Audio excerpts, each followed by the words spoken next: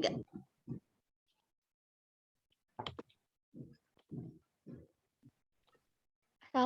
Belum. Assalamualaikum warahmatullahi wabarakatuh. Selamat siang, Ibu Dr. Mike, MSI, kakak-kakak, dan teman-teman semuanya. Saya izin untuk mempresentasikan materi kelompok 2, yaitu perkembangan dan pengembangan ilmu pengetahuan alam. Kelompok 2 yang beranggotakan Najifah, Vanessa Suara, saya sendiri, dan Jayana. Selanjutnya.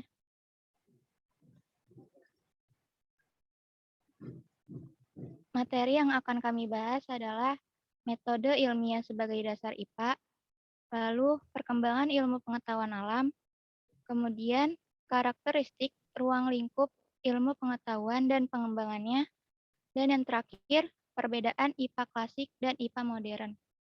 Selanjutnya.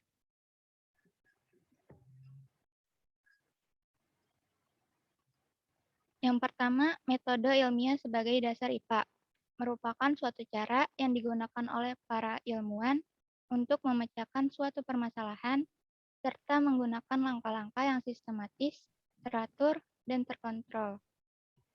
Ciri-ciri metode ilmiah yaitu objektivitas, konsisten, dan sistematis.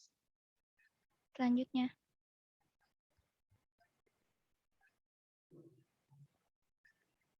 Langkah-langkah operasional metode ilmiah. Yang pertama, perumusan masalah. Yang dimaksud dengan masalah yaitu pernyataan apa, mengapa, ataupun bagaimana tentang objek yang diteliti. Masalah itu harus jelas batas-batasnya serta dikenal dengan faktor-faktor yang mempengaruhinya. Kedua, penyusunan hipotesis, yaitu suatu pernyataan yang menunjukkan kemungkinan jawaban untuk memecahkan masalah yang telah ditetapkan. Dengan kata lain, merupakan dugaan yang tentu saja didukung oleh pengetahuan yang ada. Hipotesis juga dapat dipandang sebagai jawaban sementara dari permasalahan yang harus diuji kebenarannya dalam suatu observasi atau eksperimen.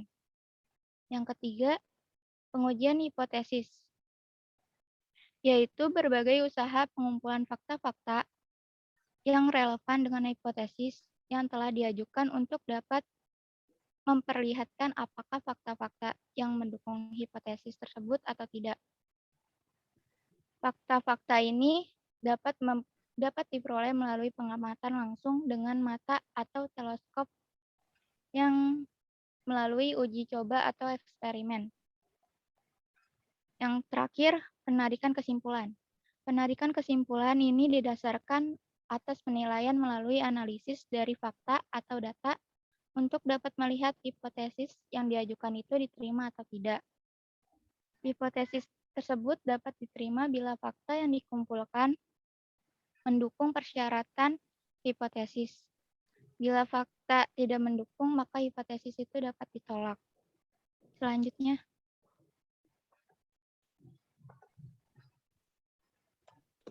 Baik, saya Nazifa Adistia akan melanjutkan.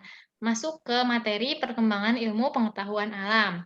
Manusia merupakan makhluk yang dibekali dengan rasa keingintahuan yang tinggi. Rasa ingin tahunya manusia membuat manusia untuk mengenal, memahami, dan menjelaskan gejala-gejala alam yang sedang terjadi. Manusia juga berusaha untuk memecahkan masalah yang sedang dihadapinya. Maka dari itu, atas sifat manusia yang seperti itu, maka lahirlah ilmu pengetahuan. Yang pertama, masuk ke perkembangan ilmu pengetahuan pada zaman kuno. Pada zaman ini, manusia masih mempunyai pemikiran yang terbatas, baik dari segi pemikiran maupun peralatannya. Akibatnya, pengamatan yang dilakukan kurang maksimal. Pengetahuan pada masa ini diambil dari kehidupan sehari-hari dan diterima apa adanya. Mereka juga tidak ingin atau tidak berusaha untuk mencari kebenaran atas asal-usul yang terjadi. Nah, pada zaman kuno ini, manusia sudah mempunyai beberapa kemampuan, di antaranya adalah kemampuan dalam membaca, menulis, dan berhitung. Lalu, manusia mempunyai kemampuan menemukan abjad dan bilangan alam. Dengan kemampuan tersebut, manusia pada zaman ini sudah bisa berpikir secara abstraksi. Yang ketiga, manusia mampu menyusun kalender yang berdasarkan pengolahan hasil abstraksi yang telah dilakukan. Yang keempat, manusia juga mempunyai kemampuan untuk meramalkan suatu peristiwa berdasarkan peristiwa yang sudah terjadi. Nah, dengan kemampuan-kemampuan ini, manusia menuliskan pengamatannya dalam bentuk lukisan, dalam bentuk gambar-gambar. Selanjutnya, gambar tersebut disederhanakan dan diberi bentuk tertentu atau biasa disebut pictographic writing. Kemudian meningkat menjadi suku kata yang diberi tanda tertentu, dan tingkatan paling tinggi adalah ketika manusia pada zaman kuno penulisannya menggunakan tulisan abjad. Selanjutnya ada zaman Yunani kuno. Nah, pada zaman ini ilmu pengetahuan berkembang dengan pesat karena muncul filsuf-filsuf yang pintar. Filsuf di sini mereka berpikir dengan rasional. Pada tahap ini, manusia tidak hanya menerima pengetahuan, tetapi manusia secara spekulatif mencoba mencari jawaban tentang asal-usul dan sebab akibat dari gejala-gejala yang terjadi. Nah, berikut adalah foto-foto ilmuwan atau filsuf yang terkenal pada zamannya. Yang pertama ada Thales. Eh, pada tahun 624 sampai 458 sebelum Masehi. Beliau adalah ahli filsafat dan matematika. Beliau merupakan pelopor dari segala cabang ilmu.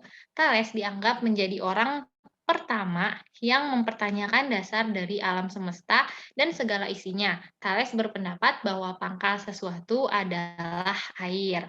Lalu yang kedua, Anaximenes pada tahun 588 sampai 526 sebelum Masehi. Anaximenes berpendapat bahwa zat dasar adalah udara. Segala zat terdiri dari udara yang merapat dan merenggang. Pendapat ini dihubungkan dengan kenyataan bahwa manusia tergantung atau bergantung dengan pernafasan yang memerlukan udara. Lalu yang ketiga ada Anaximander pada tahun 610 sampai 546 sebelum Masehi.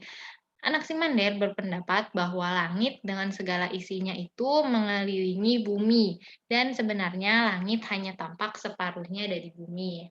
Selanjutnya ada Heraklitos pada tahun 535 sampai 475 sebelum Masehi. Beliau menyatakan bahwa api adalah segala sesuatu, asal dari segala sesuatu. Sebab api ini yang menggerakkan sesuatu atau menggerakkan bumi dan menghidupkan alam semesta. Selanjutnya ada Pitagoras.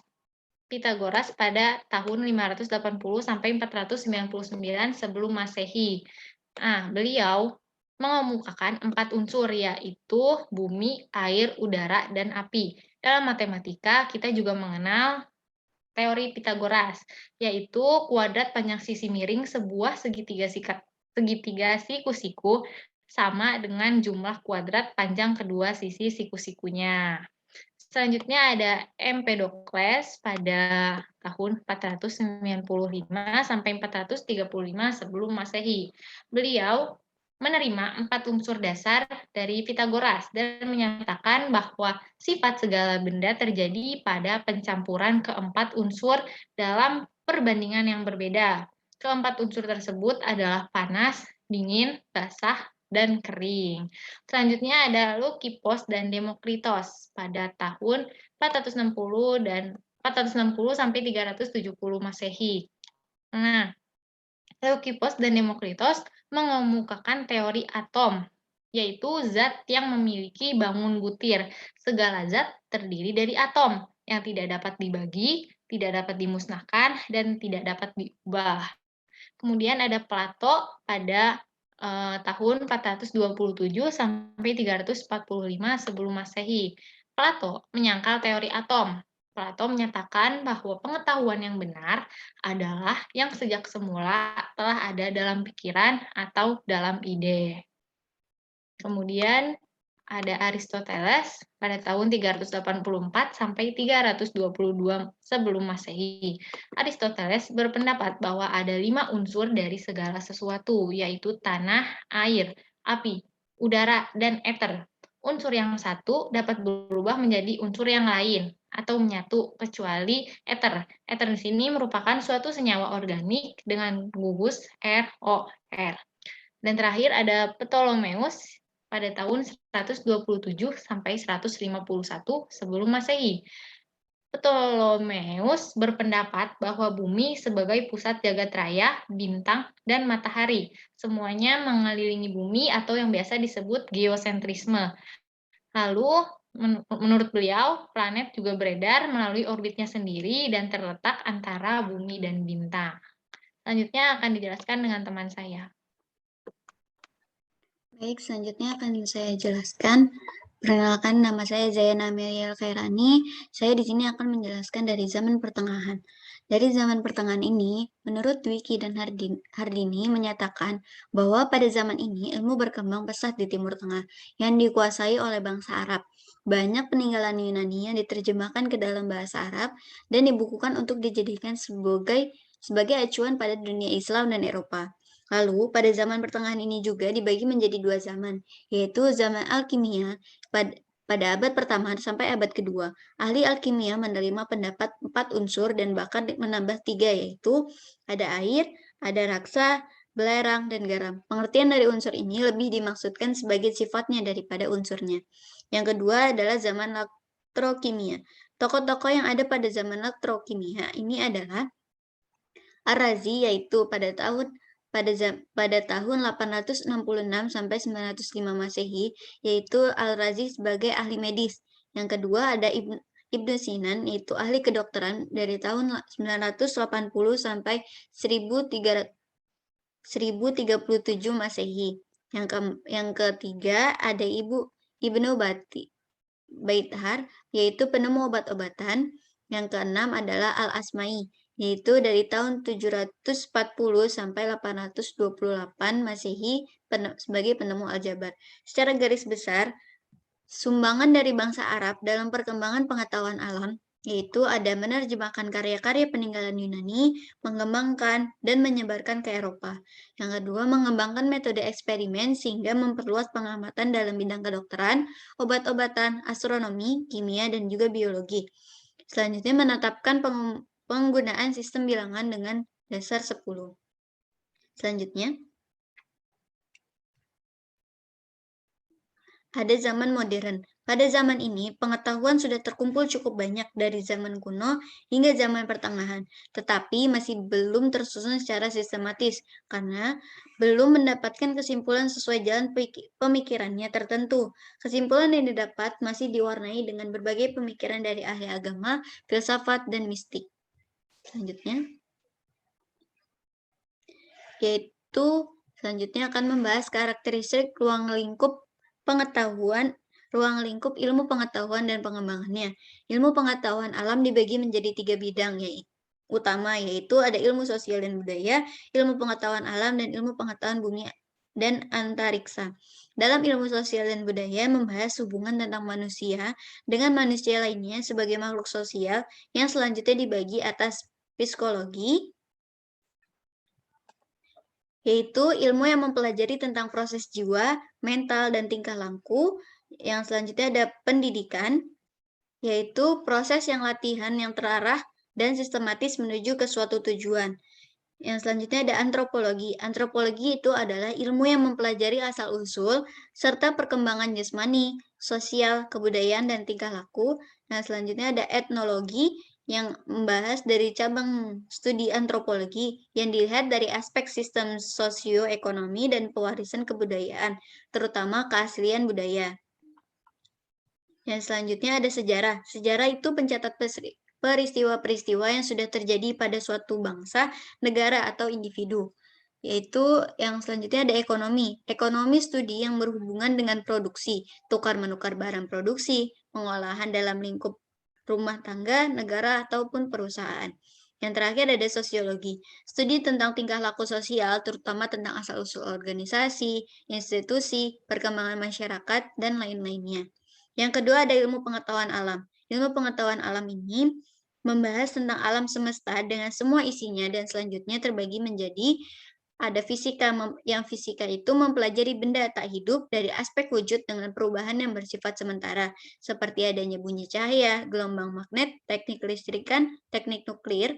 Yang selanjutnya ada kimia. Kimia itu mempelajari benda-benda hidup dan tak hidup dari aspek susunan materi dan perubahan yang bersifat tetap. Yang terakhir ada biologi. Biologi ini mempelajari makhluk hidup dan gejala-gejalanya. Contohnya ada botani, ilmu yang mempelajari tentang tumbuh-tumbuhan. Ada zoologi, ilmu yang mempelajari tentang hewan. Ada morfologi, ilmu yang mempelajari tentang struktur luar makhluk hidup. Ada anatomi, suatu studi tentang struktur dalam atau bentuk dalam makhluk hidup. Ada fisiologi, studi tentang fungsi atau organ bagian tubuh makhluk hidup. Dan ada masih banyak lagi. Selanjutnya, ada ilmu pengetahuan bumi dan antariksa. Studi tentang bumi sebagai salah satu anggota tata surya dan ruang angkasa dengan benda angkasa lainnya, seperti ada geologi, geologi yang membahas tentang struktur bumi, yang bahasannya meliputi dari ilmu kimia dan fisika. Contoh dari ilmu ini adalah petrologi, yaitu batu-batuan, ada vulkanologi, yaitu gempa bumi, ada mineralogi, yaitu bahan-bahan mineral, dan ada astronomi. Astronomi ini membahas benda-benda ruang angkasa dalam alam semesta yang meliputi bintang, planet, satelit, dan lain-lainnya. Manfaat dari ilmu astronomi adalah dapat digunakan dalam navigasi, kalender, dan waktu. Selanjutnya, akan dibahas tentang IPA klasik dan IPA modern. Apa sih bedanya IPA klasik dan IPA modern itu? IPA klasik ini mempunyai teori dan eksperimen yang sama-sama memiliki peran yang sangat kuat. IPA klasik ini mempunyai kajian yang bersifat makroskopik, yaitu berpusat pada hal-hal yang berskala besar, seperti dalam konsep mekanika, termodinamika listrik, magnet, dan lain sebagainya. Dan yang IPA modern ini lebih menekankan pada teori daripada eksperimen, karena konsep-konsep IPA modern diturunkan dari sistem mikroskopis, yaitu sistem yang mempelajari dalam skala kecil, seperti terjadinya radiasi benda hitam, spektrum, atom, dan lain sebagainya. Cukup sekian pemaparan dari kelompok 2, banyak kurangnya kami minta maaf yang sebesar-besarnya, dan selanjutnya kami akan memberikan video dari yang kami dapatkan. Terima kasih. Wassalamualaikum warahmatullahi wabarakatuh.